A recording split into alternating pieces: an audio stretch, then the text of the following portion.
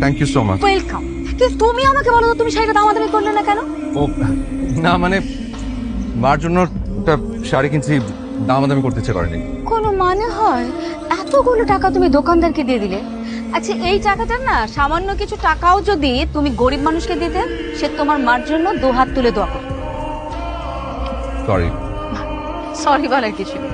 Next time আর কখনো এরকম বোকামি করবে না। আচ্ছা জি, করবো না। মা খিদে পেয়েছে। ও খিদে পেয়েছে? কি খাবে? বার্গার। চলো আই তুমি এসো। আমি? হ্যাঁ, ও বার্গার খাবে আর আমরা দুজন মিলে কিছু খাবো। আসো। ও হ্যাঁ, জানাই তো হলো না তোমার মার জন্মদিন কবে? আজকে। আজকে? রিয়েলি? হ্যাঁ। আচ্ছা তোমার মাকে আমার জন্মদিনের শুভেচ্ছা দিয়ে দিও।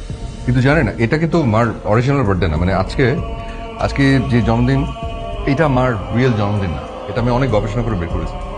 মানে কিভাবে? লং হিস্ট্রি, তবে অনেক ইন্টারেস্টিং।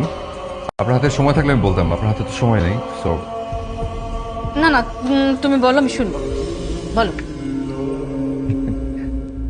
আজ থেকে 5 বছর আগে, তখন আমি পাস টাস করে মানে এই ভবঘুরের মতো ঘুরে বেড়াচ্ছি আর কি, মানে বেকার। এই বন্ধু বান্ধব ছোট ভাইদের সাথে সময় কাটাই, আড্ডা দেই। তোমার জন্মসাল কত, জন্ম তারিখ বলো। আমি জানি না। হ্যাঁ তুমি বললেই হলো তুমি জানো না। সত্যি আমি জানি না বাবা। আমি তো বাবা মার প্রথম সন্তান। নানা নানি সে যুগের মানুষ, ওনারা আমার জন্ম তারিখ লিখে রাখেনি। মামারটা তো লিখে রেখেছে। ওটা আমি লিখে রেখেছিলাম। তোর মামা যখন জন্ম হয় তখন আমি ক্লাস 4-এ পড়ি। তো তো তুমি যখন স্কুলে ভর্তি হয়েছো তো তখন তোমাকে জন্মসাল তারিখ এগুলো কিছু লিখতে হয়নি? হয়েছে, মানে সেটা তো নানা আন্দাজ করে একটা লিখে দিয়েছে, সেটা সঠিক না তো। হায় রে। তাহলে তুমি তোমার মায়ের জন্মদিন পেলে কিভাবে? ও অনেক অনেক কষ্ট হয়েছে, তবে অনেক মজার অভিজ্ঞতা।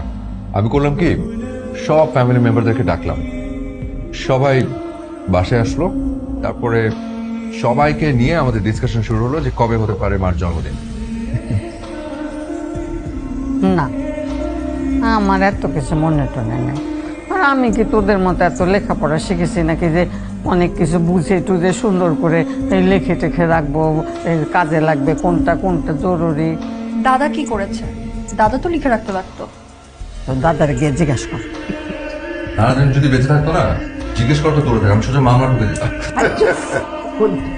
ভাইয়া তবে এখন কি করবে? আচ্ছা দাঁড়াও, wait.